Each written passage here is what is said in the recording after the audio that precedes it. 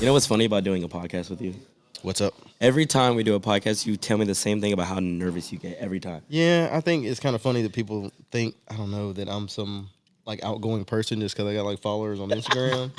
I'll be freaking out up here. I got As my a social media legend and can't get his stuff together when it comes to doing a podcast. this wine will have me right in 10 minutes. Y'all bear with me. Just give me time. What's up, y'all? It's your boy Radio Rod, Rodney Smith with my boy Pierre. It is the Influence Country Boys, and we're talking to my boy T today, influencer from Alabama, doing Sweet the home. damn thing. Sweet home, Alabama. How you doing, brother? I'm doing amazing. I'm just trying to live. How was the drive up here? Traffic. Traffic all the time, honestly. Every time I come here, it's traffic. You got here at night though, like so it was pretty chill. It was chill, but we had that like one little small moment of it. Yeah. Other than that, it's So we were having this conversation last night about how you try and kind of like avoid town up here just because we got so much. We got so much attraction. We got so much city stuff going on, and you're out here in the rodeo scene. And I see your stuff pop up all the time. I guess as a content creator is what I call you right now. What would you call yourself in the influencing world? That's a good question because I don't know. I try to just be myself. Honestly, I want to do rodeo, so that's why I stick to that. But I like riding horses, so I still like making videos for that. Yeah. So No, I love when I see your videos when you're working with horses and stuff, like training your horses. And I know you probably get so much hate for that. I know there's being on social media, but me and Ronnie have this question all the time. And somebody will ask us, what do you do? And he's a country music personality. He does hosting and stuff like that. And people ask me, I'm like, I don't know, man. I'm in front of a camera. I talk about Western fashion and culture and stuff like that, but I still can't figure out a name for it. So that kind of leads us to today to like the topic today is like what is an influencer, like the path to getting into it, because I know this is a strong topic for a lot of people. It's like, oh, I want to be influencer, I want the free stuff, I want to make all that money, but it's like, is that really what influencing is nowadays? Like influencing comes with a little bit more than just like the free merch and the free stuff and the luxurious events. So to you, you're like your upbringing was a little bit different. Like getting into the social media space, sometimes people fall into it, randomly. Like me and Pierre like did not plan on doing social media, kind of like just fell in there. So like for you, like what was the process for you getting into becoming an influencer and stuff like that? So I guess I started around like COVID time. So that was like at its peak. And, that was when it was at its peak with Hayden too, because that was what everybody was doing. Yeah. So, I was just making videos for fun. Every once in a while a video do good and I'm golden. Okay, then I started getting serious into it and I was like, okay, this is something I want to do. But like, I guess my approach was different because riding horses, being black, put that together, hate gonna come. So it's just like you gotta do that adversity of when you get to the top, you gotta be ready to them rocks. So how did you switch over, I guess I want to say, with your content? Because like you were showing the stuff when you first started and you were shaking ass for TikTok, right? Like, Yeah. Well, chill out. you were chill shaking ass out. for TikTok. So, Oh my God. So when you first started doing that, when you were first starting to do that, right? What made you want to switch to like just straight horse content, the riding horses and like that stuff started picking up traction as compared to like the song stuff. So like what made you want to switch? I always wanted to do it. It's just I wasn't comfortable doing it. So I guess when you say I was shaking my ass on TikTok, I guess I was just that was the thing back then. I wasn't shaking my ass. Let's say that. But I used to do a lot of music. I used to do a lot of music videos. So now we got out of that and I got to be different. So I think it's different. that leads to like a good point. And what you were saying earlier is like you were just your title for what you do on social media is basically just being yourself. And I think people going back to like getting into influencing and what people think it is and what it is for you, it's just being yourself. Mm-hmm. And I think that's why it's so hard for people to understand that it's really not about the money or the title, being an influencer or a content creator. It's simply that everybody is unique Everybody has some kind of creativity to them, that something that's interesting about them. And if you just put it in front of a camera, sometimes maybe it works. Yeah. And it's not like you're bucking bulls and riding these horses, training horses or whatever, just for the camera or just to make videos. You're literally just being yourself. And I think that's why it's so hard to kind of find a title sometimes. Is I literally just sit in front of a camera and I talk about what I like to talk about. Well, that's an interesting take from you because you're kind of very similar to like that story is more so like you had no idea you wanted to get into social media. Like you said, you come from a small town. That stuff was completely like unheard of. You were afraid of what your boys were going to think about you and stuff like that. And then you found a way to like pivot it to something that was like super, super inspirational for a lot of people. You know what I'm saying? Like you talk to art, you help artists, like you work with Von Miller, you were big friends with Coe and stuff like that. Like you really started from a platform that you were so confused about, and then you figured out a way to make it as authentic to pertain to yourself. So talk a little bit about your upbringing as far as social media, because you're really doing the damn thing compared to a lot of other people in the Western space. Well, that's why I've always wanted to like kind of sit down and talk to him and kind of figure out, because he's a younger dude and he's kind of going through that phase I went through where I was just working horses. I was riding bulls back home, Shady Acres Rodeo. If y'all are out there near Fort Bragg, go check out some bulls. But so I was doing that, and I from a small town, our vision of success was a F-350 King Ranch, and some lineman job or on a pipeline or something like that. Like that was my goal for success. That's what I wanted, and a side by side.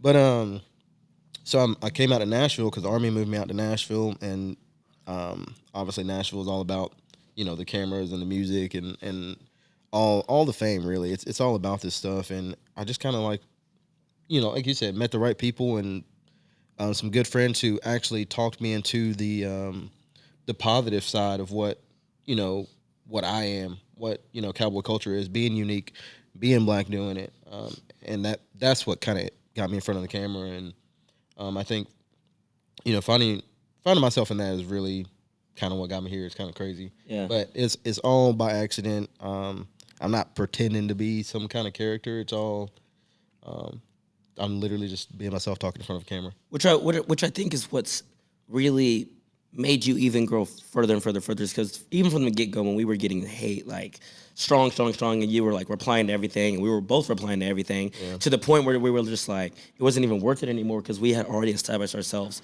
at what we were trying to do. So I guess my question also is like, for your upbringing as far as social media and the hate and stuff like that, because you boosted up just as much. I mean, you both guys are over 400,000 K. Like that's nothing to go unnoticed, So with the hate that came with you, how did you maneuver that and stuff like that? Because I know it gets pretty brutal, you know what I'm saying? And you're actually in Alabama, so I can't even imagine how bad the algorithm is down there. But like, so what for you, like how rough was it?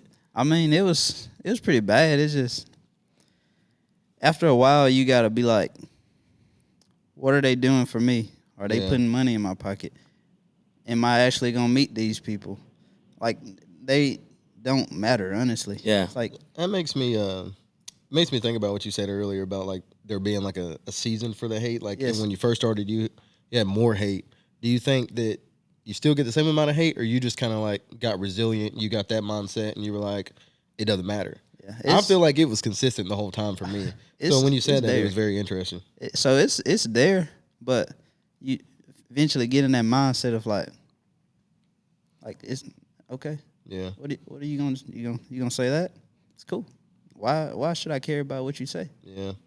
I don't know, man. I feel like it's so, it's easy to say that it comes from a place of jealousy sometimes. Like I feel like a lot of people want to do what you do. Yeah. They want to be confident in themselves, and they want to get on social media and essentially get paid for it. Yeah. At the end of the day, you get to a certain point where you are getting paid for this, and we get to live our lives and be exactly who we are in front of a camera. And it's easy to say that it's jealousy, but do you feel like it's something else? Do you feel like it's anything other than that? It's deep. I mean, I do come from Alabama, so I mean, and I live in a small town. But shout out Jason Aldean. Well, tell him about the story where you were riding horses the other day with the kid, and your neighbor brought out the gun. Oh yeah. So okay, I was riding a horse down the road. I lived there. Been there. Okay. I ride the horse down the road with a little kid. He's like 10 years old. She comes out. No, a guy comes out. He tells us to get off the yard. All right, yelling at him. I look back. I'm like, dude, I'm with a kid, so I'm get protective. So I'm talking to him like, dude, just chill. We're turning around. Lady come outside.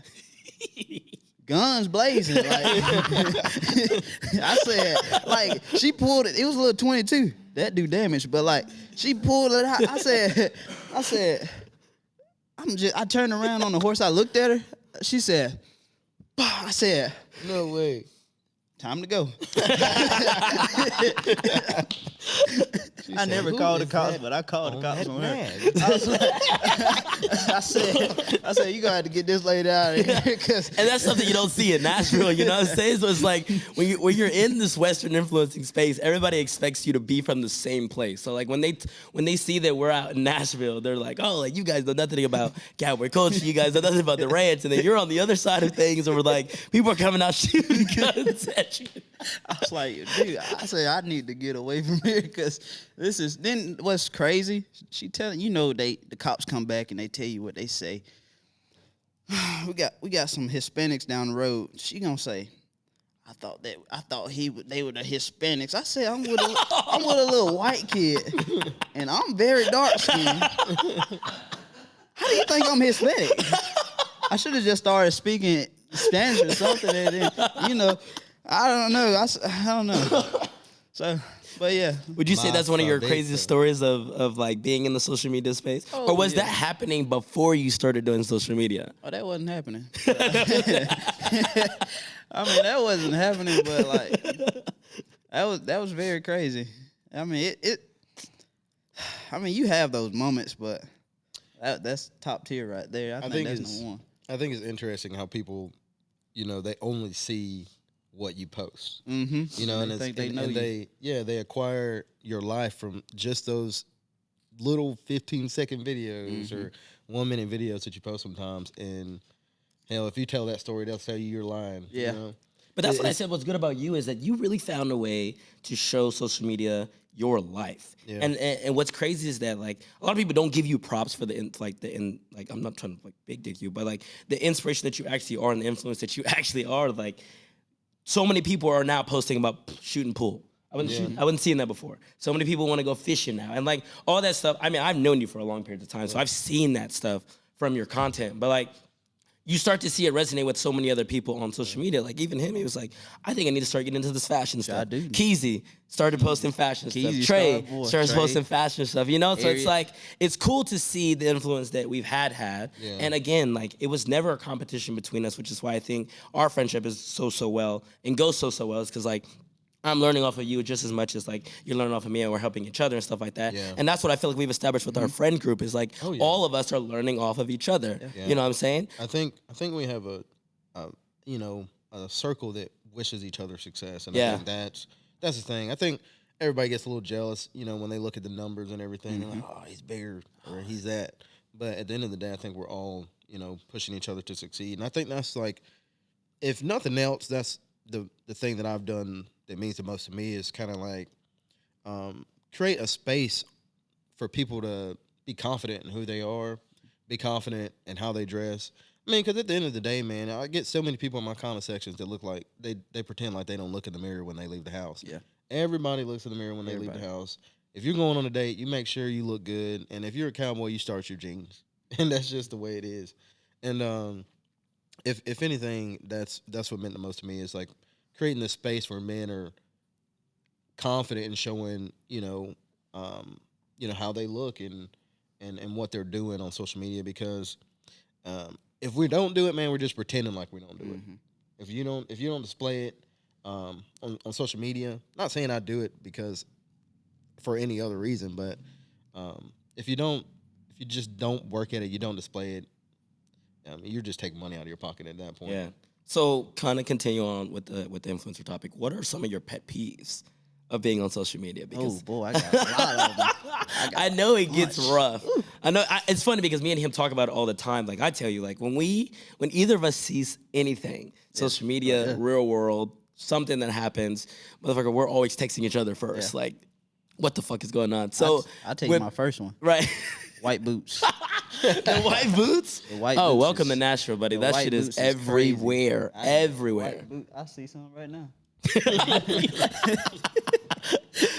But no, what you mean pet peeves? Like What what you- stuff that just kind of bothers you about either being on social media or that you see on social, like with social media. So I say that it's good to copy a style of like videos, but don't fully copy Yeah. the whole style. Like be Facts. different. Like Thanks.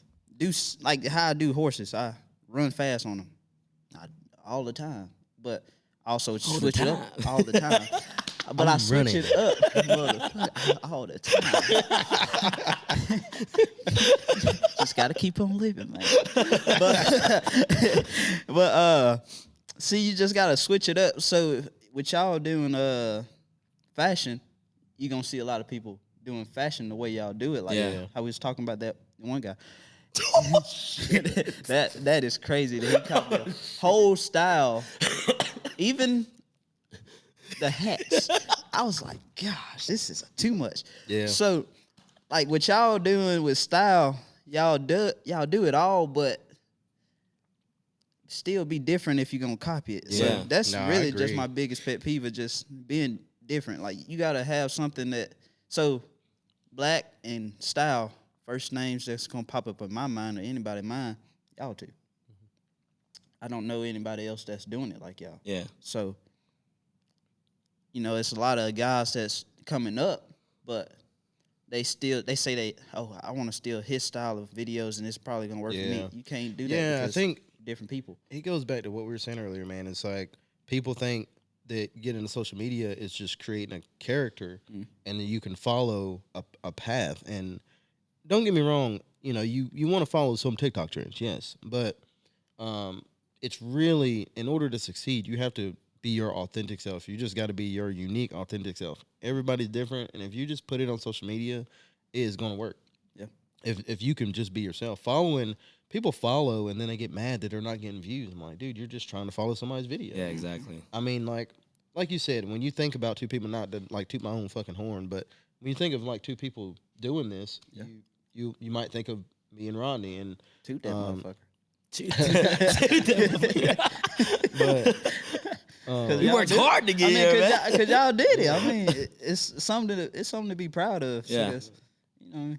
But yeah, you can't follow what somebody else is doing and expect that to work for you. Because if you do it, I mean, people are used to that person doing it. Yeah. It's like if some other tall, handsome dude showed up with a duck talking about he's too turnt, they'd be like, okay, I'm going to too turnt shit. I'm gonna check him out and see what he's doing. Yeah. See, I think one of the things for me, as far as pet peeves wise, was people just being way too focused on algorithms. Like I've talked to you multiple times before. Like Every day. not all the videos are gonna do well. Yeah. Followers may not happen all the time, right? But when you're so invested in that, it can ruin your day. When you're so invested in it, it can ruin your mood, and it's just like some people hop into this off random. Some people work very, very hard to be on social media. But I think that's what goes back to influencing is if you have a reason to inspire and influence, it will come. It will happen. Your social following will happen, But people being so focused on it and feeling the need to buy followers, buy likes, what does that do for you as far as when real people come to want to see you? You know what I'm saying? I think the biggest thing for him and I was not only seeing the reactions that we got from other people, but people coming up to us at different states. Yeah. That's crazy. 2 years ago, we were sitting in a fucking small town dance hall dancing together in a cigarette smelling bar. That's literally what we were doing 2 years ago. We were doing music videos for free. Nashville knew us, right? It was two well-dressed people in Nashville. But as far as going out to fucking Oklahoma and somebody saying did you just walk out of the store with a bottle of Stay Flow? That shit, you can't fake that. You know what I'm saying? So I get it. Everybody wants to present themselves as high numbers and they want to look like they're big time, but you're never gonna get that real influencing feeling if you're trying to buy your influence. Not really And I think that's one of my biggest pet peeves when it comes to social media. Is like, you don't need to do that. Like, let it come naturally, let it happen naturally, because that feeling is really gonna make you want to work harder, to be on your phone every day, to wake up, to do videos on social media every damn day. Yeah, the satisfaction you get from the numbers is never gonna be as big as like when you go out and you actually get to interact with these people and they're like, oh my God, what you did here was so sick and it inspired me and I got this because of you. And that feeling is what's real. And even if it's fucking you got 5,000 or 100 followers and that one person walks up to you, that's so much more that changes fulfilling. the whole day. Yeah. That changes. Because how many times do all the boys talk about it in our group chat of like, Rod only has 155,000 followers, but that he's guy doing up there. everything. You You know what I'm saying? everywhere. Because I tell people all the time, it's like it's really not about it's not about your following. Yeah. Like it plays a little bit of a part, yes, but it's not about your following. It's really about what you have to offer a brand, what you have to offer a business or a company. People in town know me for DJing, dancing, and fashion. Right, so if your name comes up in so many conversations, don't you think that's going to make you more of an asset as compared to somebody who has 500,000 followers that's stuck behind just social media, right? And it's not out and about, getting their name out there, not at these events supporting artists and stuff like that, right? It's really, influencing comes with more than just numbers. It's you have to have some type of authenticity to yourself for you to offer a brand to really, really help them.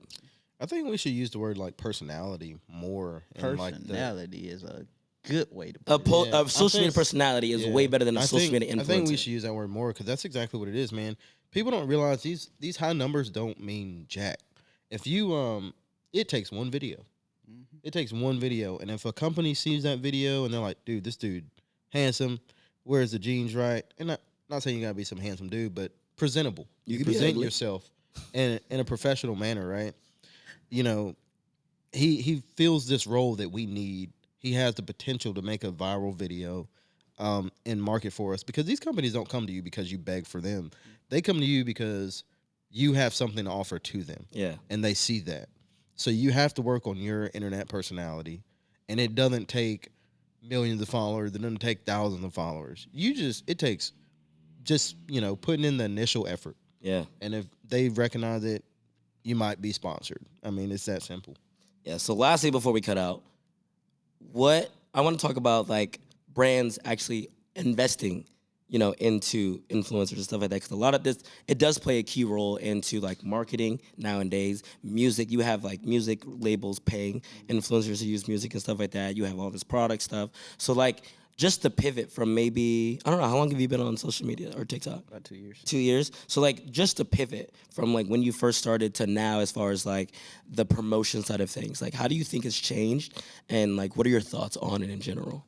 I say it's pretty easier nowadays, cause like when you first starting, you don't get them, but then you get so mad. I wish I had this, and I wish I had that. But now you're thinking about the other person that has it, and that's messing your confidence up, and that's messing your everything up. So I say that brands wanting to invest in more influencers is good, and you got these people that say, "Oh, I don't know, if they want these influencers, they don't want no real people." What are you doing for the company? Yeah. You can be a real person, but if you're not doing nothing for them and you just walking around and like, why would I want you to wear my stuff? Exactly. Exactly. Like this person is doing all this stuff for me on social media and in bars or at a concert or something. You're just you're a person. Everybody is equal, but like, don't hate on a social media influencer if you can't do it. Yeah. So, it gets too much. Like on Facebook and Instagram, they're heavy with it. That like when I did that one Wrangler thing, everybody's saying I got on the horse wrong. The video was inverted. I was like, "What?" they just try to find everything to nitpick you to say that, "Oh, this guy shouldn't be doing it. I should be doing it." Yeah. Yeah. Go do it. Like, do it. Yeah. Nobody's stopping you. Like, be yourself. Yeah. Do it. So as a rodeo athlete, though, how do you feel about NFR investing more into the influencers than they are actually the rodeo and aspect of things. I say that's good because, I mean, don't get me wrong. I'm not there yet. I'm going to be there, but focus on the athletes. But at the same time, bull riding and NFR as a whole really has gotten bigger because of influencers. Influencers, I yeah. got into an argument with this the other day. It's an entertainment sport. Yeah. You know, it's like anything else you tune in on the TV. It's like football. It's like MMA. You know, it's, Shit, look at fucking Travis Kelce and Taylor Swift, Yes. right? Took away from all of football, Yes. and now every time you put on a Chiefs game, all you can expect is to see Taylor Swift. and what did that do for him as an individual? This His is what fa- Taylor's doing. Right. This is what Taylor's wearing. This is what Taylor. That's cool. but I mean, that's a perfect example, dude. It's an entertainment sport, just like anything else. If you turn the cameras off, it's a backyard rodeo. Yes. I don't know any professional athlete like up there that's mad about it, honestly, because it's putting more money in your pocket. Exactly. Yeah. It's bringing more people, so it's putting more money into like you. So if you win, bigger payout. Yes, So- sir. But I got a question. So what is influence to y'all? That's a good question. I think it's just inspiring. Yeah. I think influencing is inspiring and having a purpose in why you're influencing. I think is what I've learned over the years. Like at first when I started TikTok, it was just like, oh, let me see how much free stuff I can get. Yeah. Right? But I kind of fell into it by accident. Yeah. And then once I started seeing people really resonate and then the messages started coming in of like, I didn't know I could wear piercings and a cowboy hat. I didn't know I could wear a nose ring and cowboy boots. I was like, damn, wait, maybe my purpose is a little bit more than just putting on clothes. Yeah. Right. So then that's when I started like responding to the negative comments and trolling those comments and showing that like, yeah, people are gonna hate you for stuff that you can't control and stuff that you like, but there is always a better outcome that you can get out of stuff like this. And this is what the results that you can get out of it, right? Genuine friendships, going out to festivals and meeting these fans and not acting like, oh, I'm the big shit. You know, it's more so like, damn, like this is a nice piece of this is a nice pair of boots you have on. Like, damn, oh, Radio Rod just complimented me. Yeah. You know? So I think inspiring with influencing is like the main thing that I get and that I love out of it. Shit, I ain't Yeah, I gonna lie think- to y'all. Y'all made me feel good when you said my boots look good. I said, damn, dripped out today, boy. I feel like I can go, damn, I'm finna go to Broadway. I Leave think- them alone. I think that positive influence, man, is everything, and I think positive influence is what influencing is. I think a lot of people think it's I'm promoting a brand or I am getting free stuff or something like that. Like, but no, it's literally positive influence. You know, showing people that people do look like you, that they can look like you, and be accepted. I think a lot of people didn't think that some short black dude, you know, wearing cowboy boots and starch jeans was gonna go viral on social media, but fuck, it happened. Yeah. So I think just, you know, showing the world that you know, there's positive people out there that look like them and that they can do the same thing is definitely what influencing is to me. And I don't know, it's been cool. It's been cool. No shit, Steve. It's been cool. Well, brother, I appreciate you driving on down on over here to get on the podcast. I know we got some more time to hang out after this, but I do sincerely appreciate you taking the time, the effort to come up 2 hours just to come be a part of some idiots podcast. Don't get me fired, guys. Oh shit, yeah. Don't tell your boss that you did you heck. I'm sick. All right, y'all. Appreciate y'all hanging out and taking in and more videos to come. Like, yeah.